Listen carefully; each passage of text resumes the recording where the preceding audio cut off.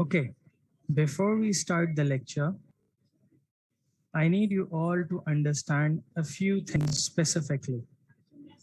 मेरा आज एक लेक्चर है, उसके बाद मेरा फ्राइडे को एक लेक्चर है. आफ्टर दैट मेरा कोई लेक्चर नहीं होगा थर्ड ईयर BDS का. ओके बेटा, it is gonna be my lecture today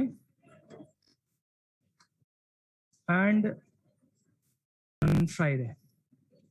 After that, I, Dr. Muhammad Hamza, will be having no lectures with you. And there is a probability, there is a 99% probability that you guys won't be able to see me in future. I'm sorry to explain this to all of you. Probability is after this Friday, I will be in the department for the last 2 weeks, 3 weeks. That will be my last 3 weeks in this department. And then there is a probability, there is an assurity that I will be leaving Liaquat College. So it's going to be my last 2 lectures with you all. Okay? I hope so. You guys must have heard it, must have understood about it. If there's anything that I've done wrong, I sincerely apologize you for that. I'm going to take a minute more so that the lecture can be shared with you all. Okay? बच्चों, मेरा आखिरी हफ्ता lectures का साथ है ये. अगर 19 से मैं अगस्त के एंड तक यहाँ हॉस्पिटल में हूँ, 19 के बाद अगर क्लासेस रिज्यूम होती हैं, you guys will be able to see me. अगर नहीं होती, so it's gonna be a farewell in today and in the next lecture, probably in the next lecture. ठीक है बेटा? So just a second. I am waiting for a minute so the lecture gets downloaded. I'm gonna share with you. Recording in progress. I need you all to stay active for a minute so that I can share the lecture with you after a minute. Okay. Before the lecture is being shared, I'm gonna ask you a few questions. Do you understand the concepts what I taught to you all? क्या आपको मेरा पढ़ाया हुआ समझ आया है बच्चों? Kindly answers सारे दे दीजिए, जितने बच्चे बैठे हैं. जितने बच्चे क्लास में हैं, I need answers from all of you. मेरा पढ़ाया हुआ सबको समझ आया है?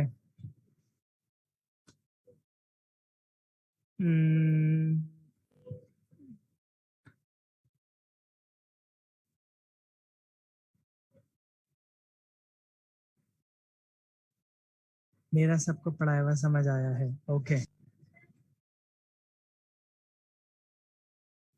कंप्लेन ऑफ माइंड, कोई ऐसी चीज जो मैंने नहीं करी हो या मैंने गलत करी हो, मुझे बताओ. Anything.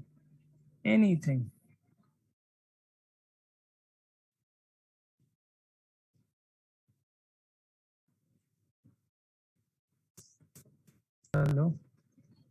I'll count that as a plus point for me. Okay, my students are satisfied with me. Can I count that? Can I count that? My students are satisfied with me. Definitely. अच्छा.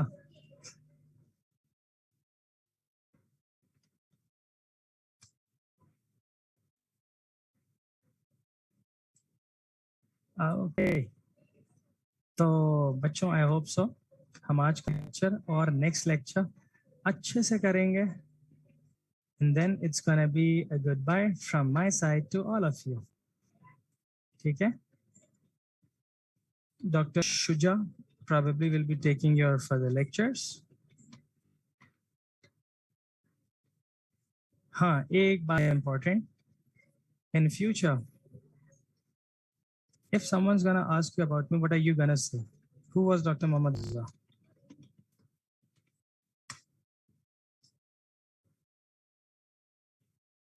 क्या कहोगे? मुस्तकबिल में आपसे पूछता है, who was Dr. Muhammad Hamza? What will be your statement?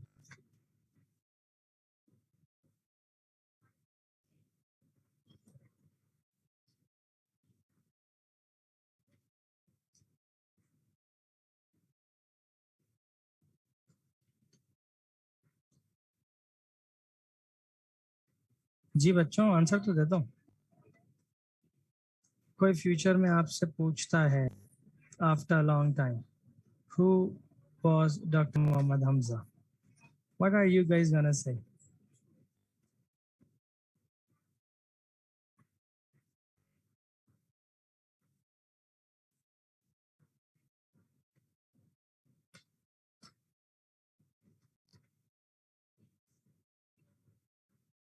अरे बता दो बच्चों। Okay okay okay okay. नहीं नहीं, मुस्तफा ये नहीं बोल देना, मसला हो जाएगा तुम्हारे लिए। अच्छा जी।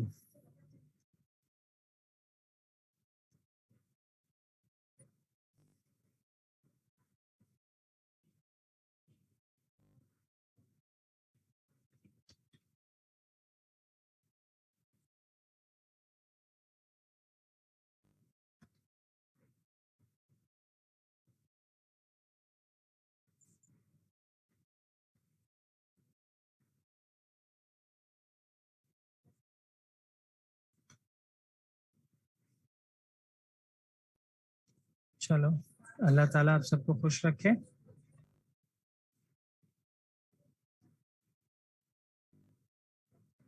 चलो ओके। हम लोग अब बढ़ते हैं अपने लेक्चर की जानिब। डायग्नोसिस और treatment plan. Okay, I need input from all of you. पहले एक दफा अपने पास अपनी डायरी में लिखो। जी Jabbad, you are right about that. Jabbad ठीक कह रहे हो।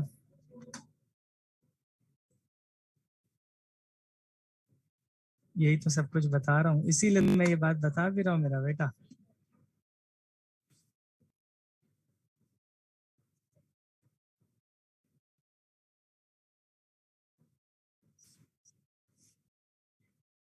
ठीक है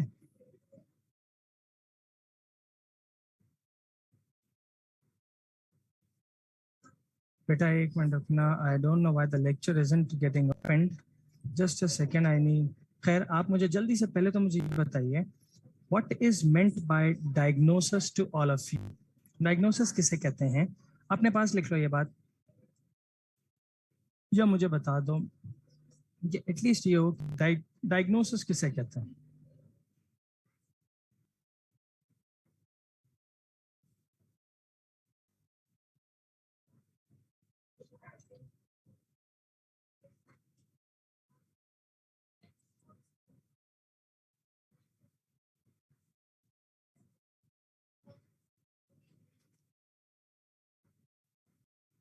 ओके चलो, हम इसी पे स्टार्ट करते हैं आगे। What is diagnosis and treatment planning?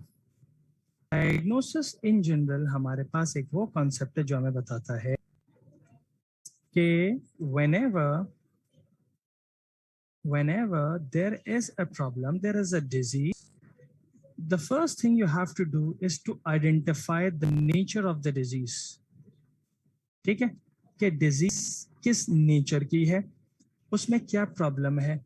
The next step is the treatment plan.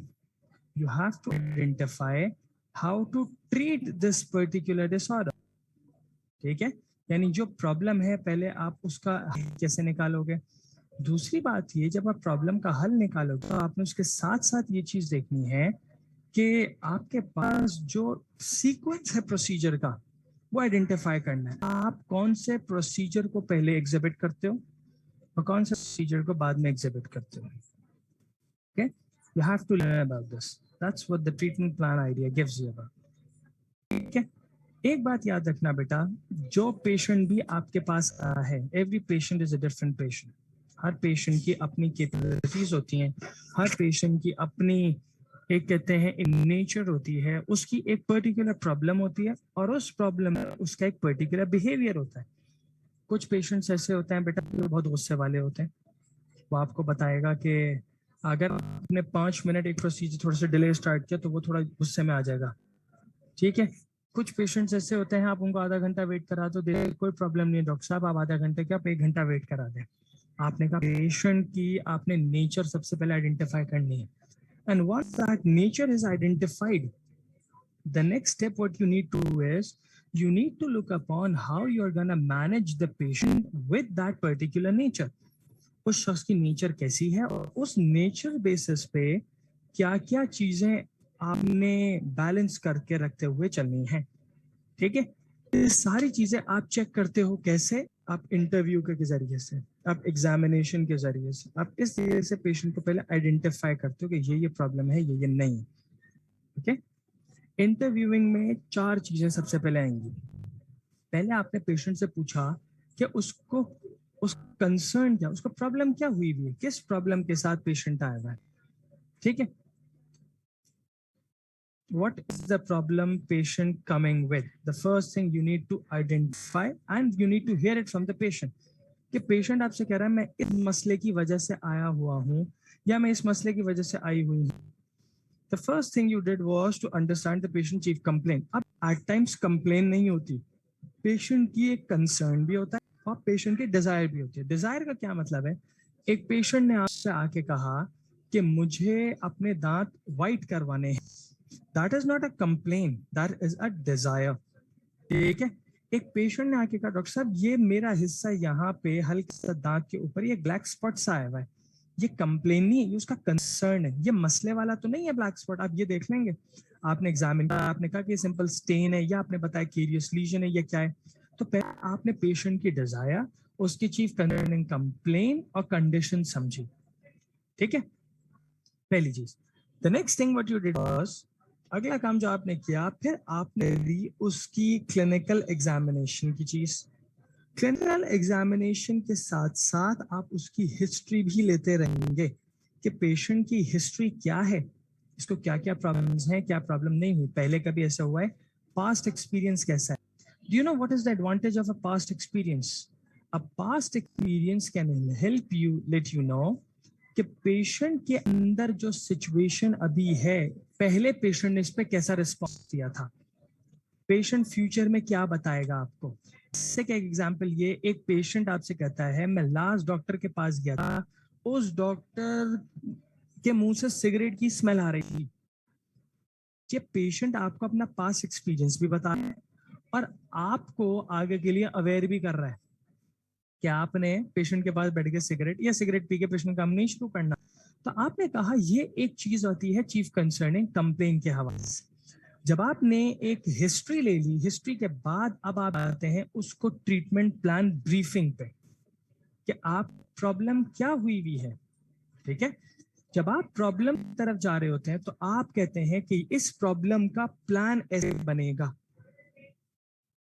फिर आप बताते हैं कि एक स्टेप मैं आज करूंगी या आज करूंगा, दूसरा स्टेप कल होगा, तीसरा स्टेप 2 दिन बाद होगा. ये आप बुला रहे हैं उसको फॉलो अप पे. Once all these tasks are done, आप पेशेंट से कहते हैं नेक्स्ट टाइम जब आप आओगे तो मैं आपसे ये चीजें पूछूंगा, ये चीजें आप मुझे बता देना. या अगर फॉर एग्जांपल आपने एक्सट्रैक्शन की एक पेशेंट की, तो आप एक्सट्रैक्शन के बाद कहते हैं पेशेंट से कि आप मुझे 3 दिन बाद आके रिपोर्ट कीजिएगा कि आपकी अब सिचुएशन कैसी है. So what are you doing? You are actually coming up with a follow-up plan. तो आपने ये सारी चीजें कंसिडर करनी. क्या क्या आपने पेशेंट की डिजायर चीफ कंप्लेन, फिर आपने डायग्नोसिस करी, एग्जामिनेशन करी, हिस्ट्री भी ली साथ साथ, then you developed treatment plan and then you went for a follow up. ठीक है, अच्छा याद रखना हमारे पास ट्रीटमेंट ऑप्शन कैसे हो सकता है, या तो नो ट्रीटमेंट, या फिर लिमिटेड ट्रीटमेंट, या फिर एक्सटेंसिव ट्रीटमेंट. थोड़ा ट्रीटमेंट, इसको ट्रीटमेंट की जरूरत नहीं है, उसको इसको बहुत थोड़ा सा ट्रीटमेंट चाहिए, इसको बहुत ज्यादा ट्रीटमेंट की जरूरत है. ये आपके पास आइडेंटिफिकेशनल पॉइंट्स होते हैं. ओके, अच्छा जी, patient interview is the first important thing. Patient interview के अंदर जो पहली काम की बात है बेटा वो ये है कि आपने एक कंप्लेन, उसकी हिस्ट्री पता करी और उसकी मेडिकल हिस्ट्री ली.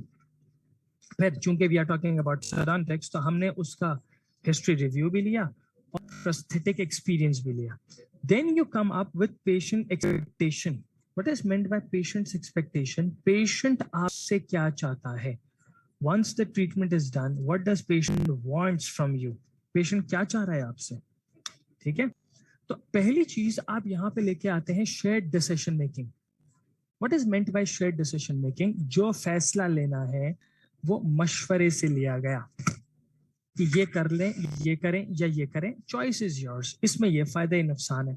जैसे कि एक पेशेंट आपके पास आया मिसिंग टूथ के साथ, आपने उसके सामने केसेस रखे, आपने कहा या तो आप ब्रिज बनवा लो, या आप इम्प्लांट लगवा लो, या फिर आप एक काम ये करो, आप एक कास्ट पार्शियल डेंचर बनवा लो, आप एक रिमूवेबल डेंचर बनवा लो, आप एक सॉफ्ट लाइनर डेंचर बनवा लो। ये सारे क्या है? ऑप्शंस। ऑप्शंस देने के बाद आप पेशेंट से कहते हो आप क्या चाहते हैं। पेशेंट आपको बताता है I need this, I need this, I need this. तो यहाँ पे आप कर रहे हैं शेयर्ड डिसीजन। आप कहते हैं, डॉक्टर पूछता है डॉक्टर साहब आप बताएं कौन सा लगवाना चाहिए। आप कहते हैं देखो ब्रिज लगवा लेना बेहतर, इम्प्लांट लगवा लेना बेहतर है, लेकिन इम्प्लांट एक्सपेंसिव है। या आपने उसको हिंट दे दी, दोनों चीजों की प्रोज भी बताया, कौन सी बताया। अब पेशेंट आपसे कहता है डॉक्टर साहब आपने की बातों से मैं ये समझा हूं कि मैं ये लगवा लूं। आपने कहा हाँ मैं यही चाह रहा हूं, आप ये भी लगवा लें, बहुत अच्छा है, बहुत अच्छी अप्लायंस है ये। तो पेशेंट के लिए आपने कर दिया शेयर्ड डिसीजन मेकिंग, दोनों ने मिलकर डिसीजन लिया। आपने पेशेंट को दोनों चीजें ब्रीफ करी, जो जो ऑप्शन है वो ब्रीफ करें। अब फॉर एग्जाम्पल बेटा एक पेशेंट आया जिसकी ब्रोकन डाउन रूट है, इन्फेक्शन डेवलप्ड है, क्या डिसीजन दोगे? आप फॉर ये कहोगे ना कि आपको ये निकालना ही पड़ेगा, कोई और ऑप्शन नहीं है आपके पास। आपने बताया ये शेयर्ड डिसीजन नहीं हुआ, ये हुआ वन साइडेड डिसीजन। क्यों? क्योंकि आपने ब्रीफ कर दिया, इसके अलावा there is second option. Shared decision making में आपने पेशेंट को सारी चीजें ब्रीफ कर दी। अब एक पेशेंट आया जिसके दांत में केरीज, आपने कहा तुम्हारे पास दो ऑप्शन है, या तो रूट कनाल करवा लो या फिर दांत निकलवा लो। ठीक है, आपने पेशेंट के साथ क्या किया? आपने पेशेंट को ब्रीफ कर दिया, ऑप्शंस दे दिए। आपने पेशेंट को बताया रूट कनाल हो रही है फॉर एग्जांपल 5000 रुपीज की, और एक्सट्रैक्शन भी हो रही है 5000 रुपीज की, जो हो वो करवा लो। पेशेंट आपसे पूछेगा डॉक्टर साहब व्हाट इज योर रेफरेंस? वो आपसे डिसीजन नहीं ले रहा, वो आपसे आपकी तरजीह प्रेफरेंस पूछ रहा है, क्या प्रेफरेंस होगा। ठीक, once you gonna prefer things, वो उसके ऊपर ज्यादा सोचेगा। आप कह रहे हैं पेशेंट से इस दांत को निकलवा लेना ज्यादा बेहतर है, तो आपने पेशेंट को अपनी प्रेफरेंस एक्सट्रैक्शन दी है। और अगर आप कहते हैं इस दांत की रूट कनाल करवा लेना बेहतर है, तो आपने पेशेंट को अपनी प्रेफरेंस एंडोडोंटिक्स की दी है। ऐसे ही आपने पेशेंट को कहा मेरे हिसाब से आप इम्प्लांट की प्रोस्थेटिक्स लगवा लें। ठीक है, तो ये क्या हुआ? ये आपने दिया है एक शेयर्ड डिसीजन। बेटा आपने क्या दिया है? ये एक शेयर्ड डिसीजन। क्लियर हुई ये बात?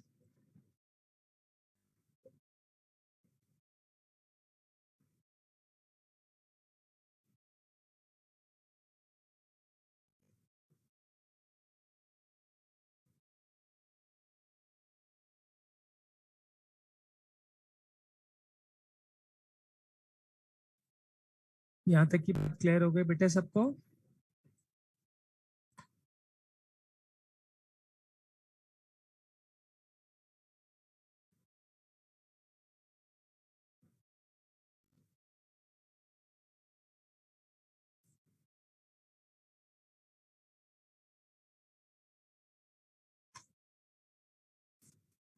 Okay, moving ahead, moving ahead, moving ahead. अब हमने कहा हमारे पास जो अगला एस्पेक्ट आता है वो आता है क्लिनिकल एग्जामिनेशन का।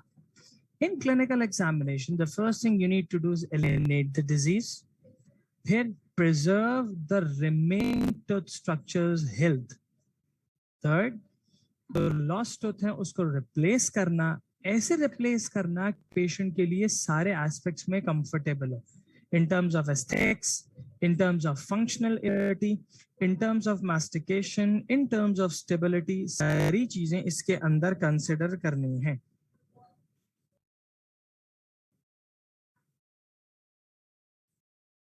ठीक है, तो हमने कहा कि ये हमारे पास वो एक पूरा प्रोसीजर है कि क्लिनिकल एग्जामिनेशन पहला आपका जो टारगेट होना है वो होना है डिजीज एलिमिनेशन, फिर आते हैं preservation and restoration of remaining structures, फिर आते हैं रिप्लेसमेंट ऑफ लॉस्ट टीथ, फिर आते हैं ऐसे रिप्लेस करना कि स्टेबिलिटी अच्छी रहे, कंफर्ट रहे, एस्थेटिकली प्लीज रहे। ठीक है, अच्छा अब याद रखना आरपीटी का जो ट्रीटमेंट प्लान है, ठीक है, सारे इमरजेंसी ट्रीटमेंट्स के बाद होगा। सारे ट्रीटमेंट्स के बाद सबसे आखिर में डेंचर लगने की बारी आती है, क्योंकि कहते हैं सबसे आखिर में प्रोस्टोडोंटिक्स से काम आता है, और अगर प्रोस्टोडोंटिक्स अच्छा काम कर दे तो सबको वो क्रेडिट दिलवा देगा अपने पे कि बहुत अच्छा काम करना आता है सारे डॉक्टर्स को। तो अब देख, जैसे फॉर एग्जांपल मैंने एक यहाँ पे एग्जांपल देखी, can you see the red marking है, ये रेड मार्किंग्स मेरे पास रेस्ट की हैं, मैंने रेस्ट प्रिपेयर किया हुआ था यहाँ पे। अब मैंने कहा ये जो पूरी मैंने आउटलाइन, ये मैंने देखा आपके सामने एक मॉडल रखा हुआ है, इस मॉडल के ऊपर सारी मार्किंग सब कुछ आपके पास एलैबोरेटेड है, ठीक है। तो क्या बात समझ आई, ये काम से आखिर में करना है।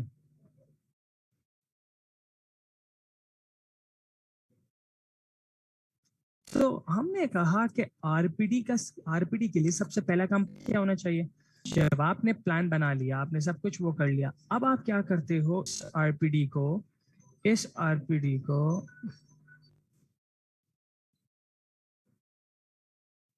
करोगे क्या बेटा, बेटे वीडियो ऑफ करो सारे अपने, क्या हो गया,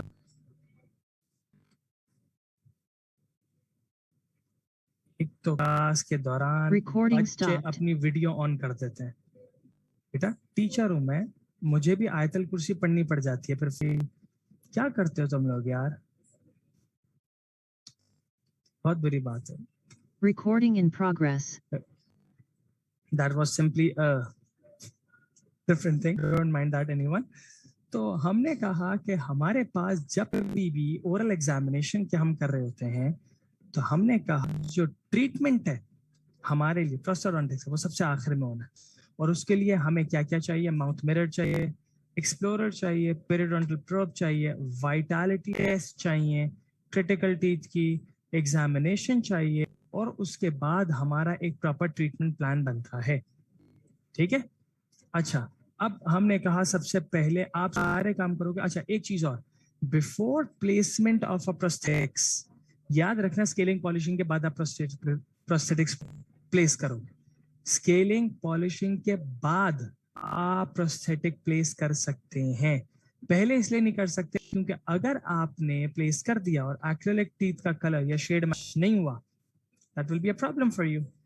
तो इस वजह से आप कहते हैं यू ऑलवेज जब कभी भी आप प्रोस्थेटिक प्लेसमेंट करते हैं, that is after scaling and polishing, okay.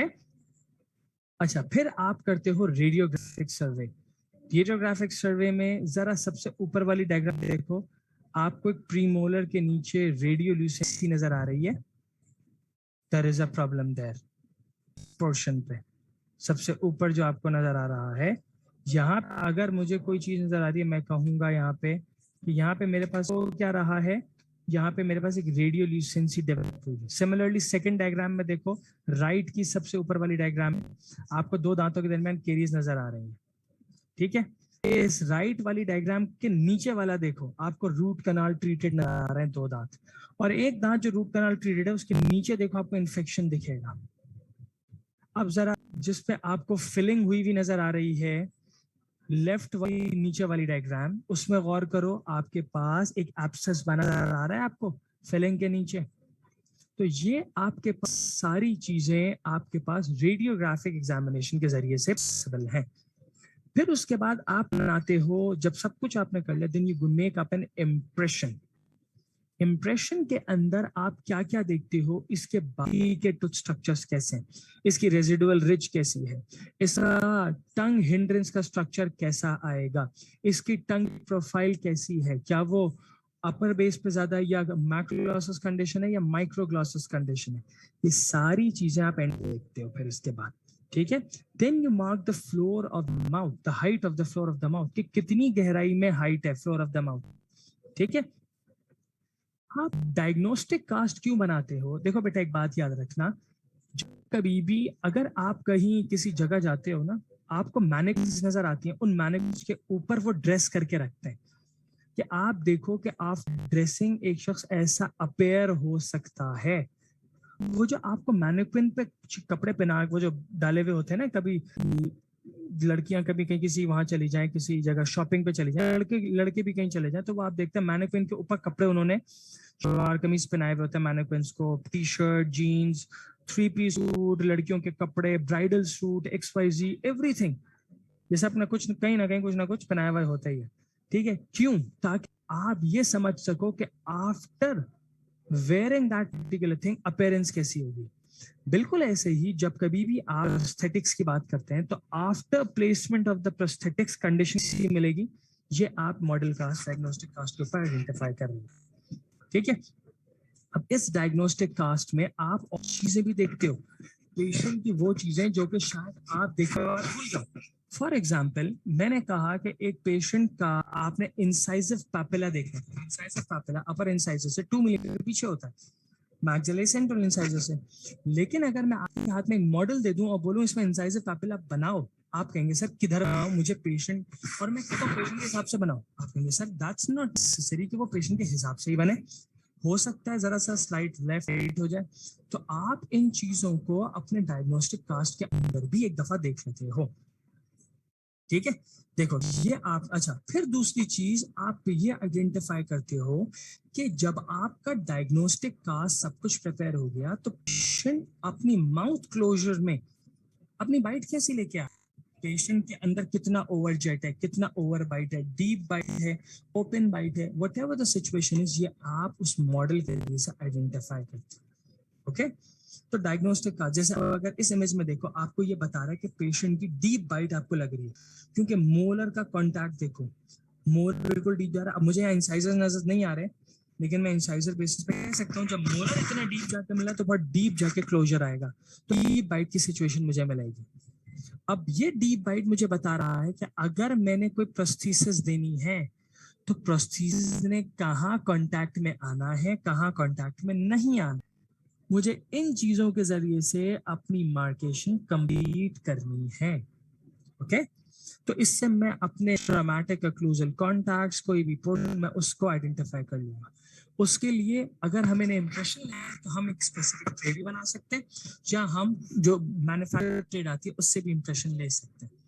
ठीक है, अच्छा जब डायग्नोस्टिक कार्ड बन गया, अब मैंने उसको माउंट करना है आर्टिकुलेटर। क्यों माउंट करना है बेटा? जब कभी पेशेंट अपना माउथ क्लोज करता है, उसका माउथ खोलने का और बंद करने का पैटर्न एक ही होता है। आप लोग अपना माउथ ओपन करो और बंद करो, जब आप बंद करोगे तो आप देखोगे ऑटोमेटिकली सारे दांत एक लेवल, एक प्रॉपर तरीके से कांटेक्ट में आ रहे हैं।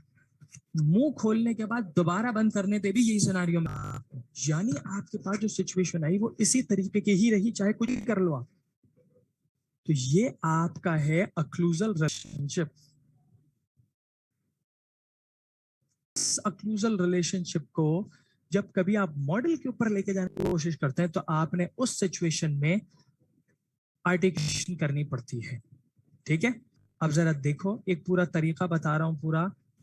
हम जब कभी भी एक हॉरिजॉन्टल प्लेन के ऊपर लेके जाते हैं तो हम ये काम कैसे करेंगे?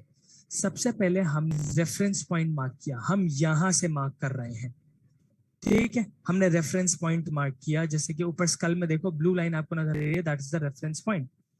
फिर हमने इस रेफरेंस पॉइंट के हिसाब से अपना बाइट फोर्क और अक्लूजन दोनों प्लेस करें। ठीक है, बाइट फोर्क ऐसे प्लेस करना है कि वो आर्च के सेंटर में आए, बिल्कुल दरमियान में। जरा नीचे देखो बेटा, जो एक इमेज बनी हुई है जहां पे देयर इज अ वुमन, इसके देखो हमने कान को हमने as a reference point consider किया। उसके बाद हमने इसका देखो ये एंटीरियर, और देखो नाक के नाक का जो अपर एस्पेक्ट है बिटवीन टू आईज, हमने देखो बिटवीन टू आईज जो ऑर्बिटल का स्ट्रक्चर था, मिड ऑर्बिटल रीजन, हमने वहां पे अपना एंटीरियर रेफरेंस पॉइंट मार्क किया और पीछे कान की तरफ अपना पोस्टीरियर रेफरेंस पॉइंट मार्क किया। Okay, then we placed our bite fork, bite fork place कर दिया। फिर हमने आहिस्ता आहिस्ता करके आगे से उस बाइट फोर्क के हिसाब से उसको सिक्योर किया, फिर पीछे से किया। Once this is done, अब हमने anterior to the third point of reference, हमने वहां पे उसको पोजीशन किया। फिर जो बाइट फोर्क था उसको हमने अपनी जगह फर्म कर लिया। पहले उसको वर्टिकल रॉड की बेसिस पे फर्म किया, फिर हॉरिजॉन्टल रॉड की बेसिस पे फर्म किया। देन मैंने उसको कान से रिलीज किया। रिलीज करने के बाद मैंने उसको चेक किया और उसके बाद मैं आर्टिकुलेटर पे आया। ये मेरे पास है एक semi adjustable non Arkan type articulator. इसमें पोस्टीरियर रेफरेंस पॉइंट जो आपका ऑडिटरी रीजन था, ऑडिटरी मीएटस था, बिल्कुल ऐसे ही इसमें दो कॉर्नर्स पे बॉल्स मिलती हैं, ऑडिटरी मीएटस के तौर पे बिहेव कर रहे हैं। हमने क्या किया, उस चीज को इसके अंदर इंसर्ट किया और उस बेसिस पे बाइट फोक को जान दिया। जिस पोजीशन पे बाइट फोक रहा, हम उस पोजीशन पे इंसाइजल पिन को गाइड करके हमने अपर पार्ट को प्लास्टर से सील कर दिया। अपर पार्ट सील हो गया, उस बेसिस पे हमने ओपनिंग क्लोजिंग अपर पार्ट की आइडेंटिफाई कर ली, यानी कि हमने अपर रीजन को हमने मार्क कर लिया। अब हम लोअर पार्ट का अक्लूजल कॉन्टैक्ट आइडेंटिफाई करके उसको यहाँ पे लगा देंगे। जैसे ही लोअर पार्ट का अक्लूजल कॉन्टैक्ट इससे कॉन्टैक्ट में आएगा, पास अक्लूजन डेवलप हो गई, अक्लूजन डेवलप हो चुकी। Once occlusion is developed, what am I gonna do, मैं ये बाइट फोर्क और ये जो रेफरेंस पॉइंट की चीज सब हटा दूं। मॉडल यहाँ प्लास्टर से दोनों जगह माउंटेड रहा और मेरे पास आर्टिकुलेशन कंप्लीट हो गई। ठीक है, याद रखना बेटा, अगर मेरी आर्टिकुलेशन ठीक है, मेरे पास मास्टिकेशन सही आएगी, मेरे पास सब कुछ सही बनेगा, मेरे पास दांत सही पोजीशन पे आ जाएगा, मेरे पास बाइट सही पोजीशन पे आ जाएगी, मैक्सिमम इंटरकस्पी सही पोजीशन पे आ जाएगी। लेकिन अगर ऐसा नहीं हुआ तो मेरी रिलीज प्रॉब्लमैटिक कंसिडर की जाएगी। फिर डायग्नोस्टिक फाइंडिंग्स के अंदर हमने देखा क्या क्या प्रॉब्लम्स हैं, क्या क्या चीजें नहीं है, हमने उसको देखते हैं। फिर एग्जामिनेशन के बाद हमने डेटा इंटरप्रेट किया, क्या चीज है, कैसे है, क्या क्या प्रॉब्लम्स हैं, इस प्रॉब्लम को कैसे इवैल्यूएट करना है, पहले क्या करना है, फिर क्या करना है, then what to do next and then what to do next. After that आपने रेडियोग्राफिक इंटरप्रिटेशन ब्रीफ करी और आपने बताया ये काम सही करवा लो, ये चीजें सही करवा लो, ऐसे ऐसा करोगे सब कुछ ये चीजें सही हो जाएंगी। ठीक है, अच्छा एक चीज और, जब कभी रेडियोग्राफिक फाइंडिंग देखते हैं ना बेटा, आप हमेशा एल्वेओलर लैमिना ड्यूरा देखना जरूर। जरा गौर करो, यहाँ पे आपको एक प्रीमोलर, आपको लोअर लेफ्ट का एक प्रीमोलर नजर आ रहा है जिसमें रूट कनाल हुई हुई नजर आ रही है। उसके नीचे देखो आपको एक रेडियो ओपेक रीजन नजर आ रहा है, that is the problematic region. Mark कर लिया आपने, यहाँ पे लैमिना ड्यूरा डिस्टर्ब्ड है, यहाँ आपके पास प्रॉब्लम है। ओके, अब आपने कहा the next thing is the periodontal consideration. Periodontal basis पे स्टेटस कैसा है। पहले इमेज में देखो आपको नजर आ रहा है कि जिंजिवा बहुत ज्यादा रिसीड कर चुकी है, आफ्टर स्केलिंग आपको इमेज ऐसी मिलती है। दूसरी इमेज में देखो आपको नजर आ रहा है प्लाक है, जिंजिवाइटिस है, पीरियडोंटाइटिस की कंडीशन हो सकती है। Periodontal consideration was the next managing thing. फिर आपने देखा केरीज रिस्क असेसमेंट, कहाँ कहाँ पेशेंट को सिंपल फ्लोराइड थेरेपी की नीड है, कहाँ कहाँ रिस्टोरेशन की नीड है, कहाँ आपके पास क्लास 1 केरीज है, कहाँ क्लास 2 है, कहाँ क्लास 3 है। ये सारी चीजें आपने मार्क करी, आइडेंटिफाई करी और उस बेसिस पे प्लेस करने की तरफ लेके गए। Then we went for the surgical preparation. Surgical preparation में आप ये प्रॉब्लम देखिए, कहाँ कहाँ हाइपरप्लेजिया, कहाँ कहाँ आपके पास कोई और एबनॉर्मैलिटी, कोई और स्पेसिफिक चीज ये आपके पास मिल रही है, ये आपने मार्क किया। तो आपने सर्जिकली प्रिपरेशन बेसिस पे अपनी चीजों को आइडेंटिफाई किया और मैनेज करना शुरू किया। अच्छा, एक्सट्रैक्शन हम कब करते हैं? एक्सट्रैक्शन हम हमेशा तब करते हैं, 3 सिचुएशंस हमारे पास कॉमन है।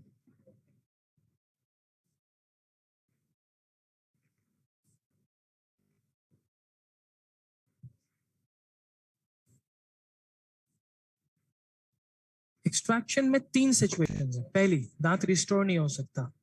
दूसरा, अगर हमने इस दांत को सर्विस पे लेके गए तो ये दूसरे दांत के लिए प्रॉब्लम कर सकता।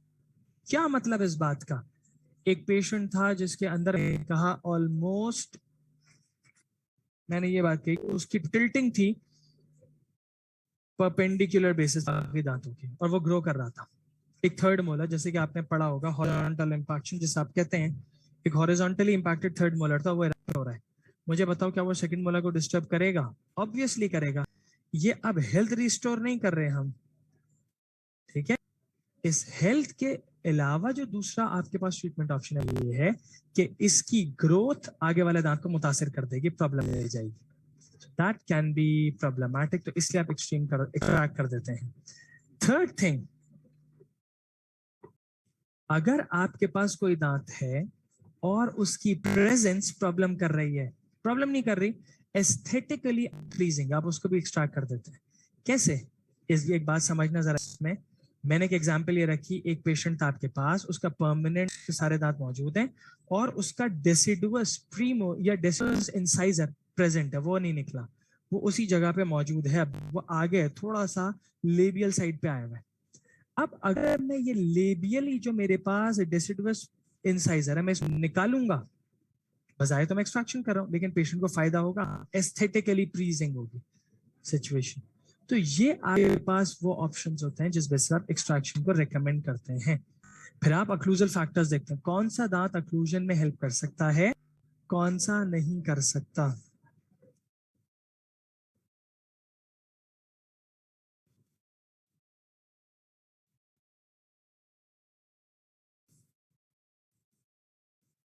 ठीक है, तो हमने अब अगली बात अपनी ये आइडेंटिफाई कर ली, बेटे अपनी वीडियो सारे ऑफ रखो।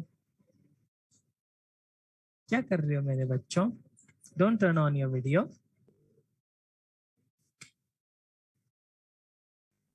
अक्लूजल फैक्टर एनालिसिस, हमने अब ये आइडेंटिफाई किया कहाँ पे हमारे पास मास्टिकेटरी लोड ज्यादा है, कहाँ मास्टिकेटरी लोड कम है, इन सारी चीजों को हमने मार्क किया। फिर कहाँ हमें इम्प्रूवमेंट ज्यादा करनी है, कहाँ इम्प्रूवमेंट कम करनी है।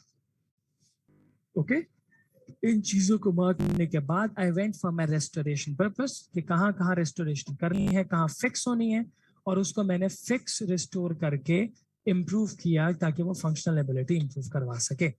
Then we looked upon orthodontic treatment की नेसेसिटी है या नहीं, कोई ऑर्थो ट्रीटमेंट करना है पेशेंट का, नहीं करना, अगर करना है तो क्या करना है, नहीं करना तो क्या नहीं करना, हमने सब कुछ देखा।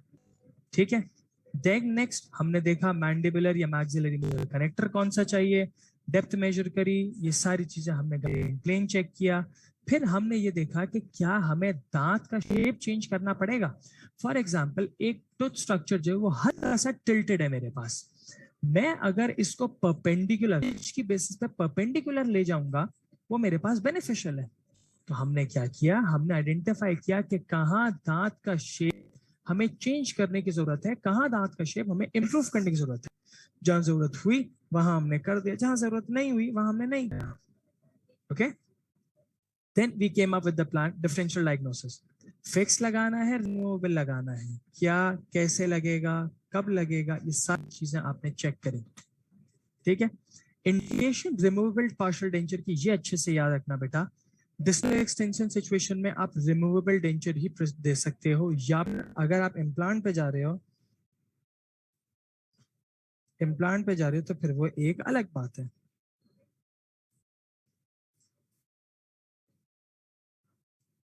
ठीक है, फिर लॉन्ग स्पैन कोई रीजन है वहां पे आपका ब्रिज सूटेबल होगा नहीं होगा, ये आइडेंटिफाई किया। फिर रेजिडुअल बोन सी है, ये आपने आइडेंटिफाई किया। ओके,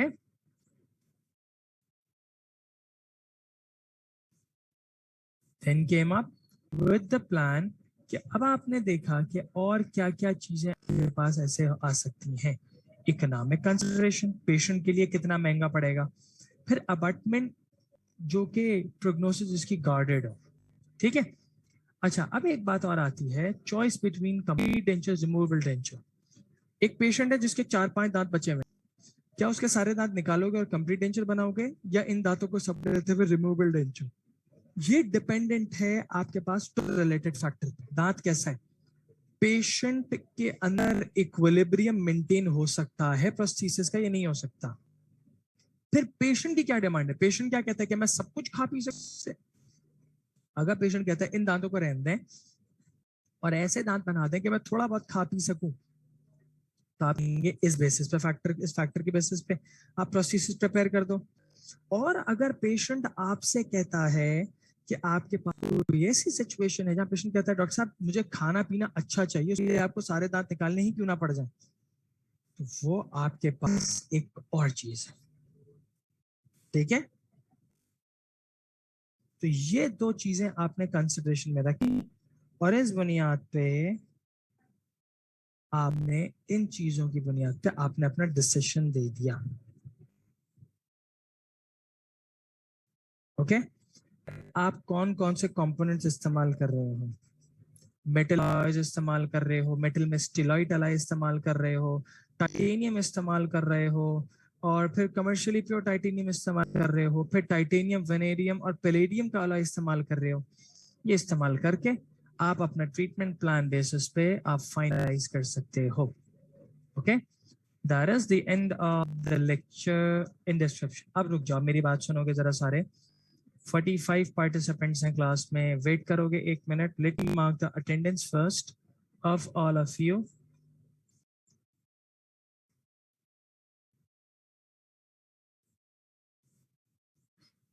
ओके मैंने अटेंडेंस मैंने तो मार्क कर ली है यहाँ पे। 45 स्टूडेंट्स क्लास में, 44 स्टूडेंट्स क्लास में हैं। Who is connecting to audio? Azad mute करो भाई, आजाद अपने आप को।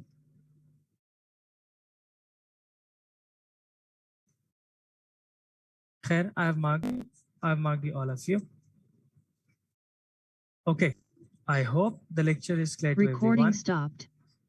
We will be having one more lecture and then probably I will be bidding farewell to all of you. It was a nice session with all of you from the start of your career till the moment. You guys were one of the best students I've ever witnessed and I have taught. Allah आप सबको खुश रखे. You guys were one of the most brilliant students and I hope कि future में इंशाल्लाह आप लोग बहुत अच्छे डेंटिस्ट बनेंगे and you guys are gonna remember me. I believe so. भूल जाओगे, याद रखोगे? भूल जाओगे, याद रखोगे? सर जिस दिन आप गए अगले दिन से भूल जाएंगे कौन डॉक्टर हमजा कौन थे, है ना? याद रखोगे? अच्छा जी, हाँ जी, याद रखा जाएगा। अरे वाह, याद रखोगे। चलो आई बिलीव सो। फ्यूचर में अगर मैं आया यहाँ पे तो हम मिलेंगे आपसे इंशाल्लाह। Till then it's a farewell to all of you. Next lecture will probably be the last lecture. देखें लास्ट लेक्चर के बाद कल नेक्स्ट लेक्चर के अंदर हम जो डिजीजेस हैं उस बेसिस पे आइडेंटिफाई करेंगे कि अगर कोई हाइपरटेंसिव पेशेंट है, कोई डायबिटिक पेशेंट है, कोई और ऐसा पेशेंट है, वो किस कंडीशन में है। ठीक है, चलिए, that's the end of this class. Thank you very much बच्चों। स्टे सेफ, स्टे, अपना ख्याल रखिएगा। सेकंड लास्ट लेक्चर के लिए अल्लाह हाफिज। है प्लान चेंज कर लूं? नहीं, प्लान नहीं बदल सकता, आप डिसीजन ले लिया। ठीक है, डिसीजन इज मेड बाय मी। मैंने प्लान नहीं किया, मैंने डिसीजन लिया है। पहले प्लान करते थे, अब मैंने फैसला लिया है मेरा बेटा। Recording in progress. Okay, that's the end of this class. नहीं बेटे, decision cannot be changed. I'm sorry for that. I cannot change my decision. मैंने आप लोगों को एक लेक्चर पहले बता दिया इसलिए, ताकि ऐसा ना हो कि आप लोग कहें कि all of a sudden sir ने लाताल्लुकी कर दी। नहीं, मैंने इसलिए आज इन्फॉर्म कर दिया आज आपको। तो फ्राइडे का लेक्चर जुम्मे को अलविदा कह देंगे आपको इंशाल्लाह। फिर अगर ये आप लोग फिजिकल क्लासेस में आ गए अगस्त में, तो आप लोग मुझे अगस्त में मिल जाएंगे। मैं सितंबर के फर्स्ट वीक तक I will be of permanently from here. तो अगर आप लोग आ गए तब तो हम सब मैं आपसे अच्छे से आप सबसे मुलाकात कर लूंगा, वरना it's gonna be a farewell. ठीक है, चलिए, थैंक यू वेरी मच बच्चों, सारे अपना ख्याल रखिएगा। Stay happy everyone. अल्लाह हाफिज।